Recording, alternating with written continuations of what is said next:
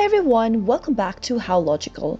In today's video, I'm gonna guide you through how to redeem Kobo gift card using a text tab. If you've recently received a gift card from one of your friends or you've simply purchased a gift card from Kobo and you'd like to redeem it, then keep watching the video till the end. Don't forget to subscribe to our channel if you've not yet. Also press the notification bell icon so that YouTube will notify you whenever we post a new video. Open up a web browser and go to the search box at the top and type in www.kobo.com and press enter. Make sure you're logged into your Kobo account. Once you are, you can easily redeem your gift card in a few simple steps. Go to the top right hand corner and you should see a gift cards button. Click it on in order to end up in this page. If you'd like to send an e-gift right now, you can click on send an e-gift button. If you'd like to redeem your Kobo card, click on redeem Kobo card button. And on the next page, you'll need to type in your PIN below to get started the redeeming process. Type in the code correct. The PIN will be located at the back of your gift card. Make sure to type it in correct and